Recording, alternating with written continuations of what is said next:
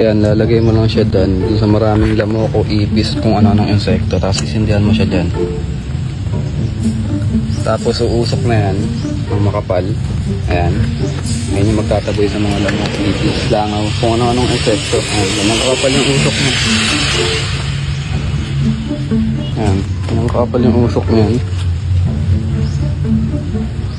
Tataboy na niya yung mga ipis, kung ano-anong insekto. Itong nabili ko 6 pieces na to. Ayan, wala na. Tapos yung amoy naman yung dito masakit sa ilong kasi gawa siya sa herbal. So yan. Ganun lang kasi ka-basic yun.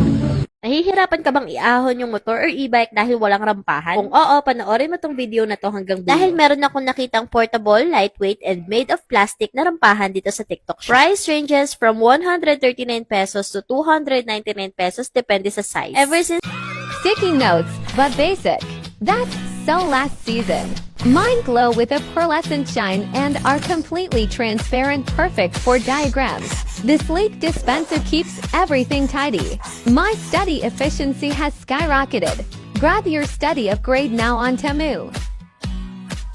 Ayan, kung napapagod na rin kayo magsalok sa mga balon nyo, pues bumili na kayo ng ganito na submersible pump. So may nagtatanong sa comment section natin kung magkano daw namin ito nabili. So ito nabili namin mga boss is 450 watts lang. Makikita nyo sa yellow basket, ito yung pinakamababang watts pero sobrang lakas na nito humigop ng tubig. So una-una nyo gagawin, isi-set up nyo muna siya and ibababa nyo siya sa mismong balon nyo. Make sure pag bababa nyo sa balon is nakasubmerge na yung pinakang pump. Kasi, pagka hindi siya nakasubmerge sa pinakang tubig, tapos ini-on nyo, possible masira ka agad yung pinakang makina niya. So, ito nakaset up na siya. Ganito yung tsura ng hose.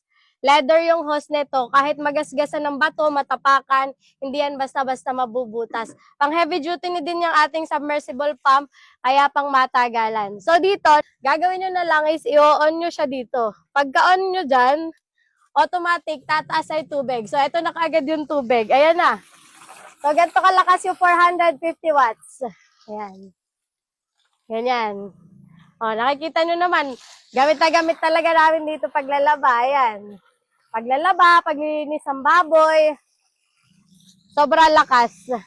Hindi ka na magbabayad sa tubig pag meron kang ganito. Hindi rin siya mahagad sa kuryente. Kaya kung gusto nyo mag-check out, ilalagay namin yung link dito sa yellow basket. Go nyo na! Whoever invented this deserves a raise. Take a string and a pencil, twist off the faucet's old nozzle like this, then get the U-shaped faucet extender and twist it on counterclockwise. Now you've got a multifunctional faucet 360. Can try these. Free rotation stays put anywhere you spin it with 2 upgraded water flow modes to meet all your needs. It even flips up. Rinse your mouth directly when brushing teeth and splash fresh water on your face when washing. And it fits perfectly on pretty much any faucet in your home. The craziest part, it's 50% off right now. You've got to try one. I'm dropping the link below. I bet 90% of people don't know this one. Friends who own cars, even if you have to skip a meal, you must have this multifunctional pliers. It can not only remove all kinds of clips, but also easily detach car lights and doors.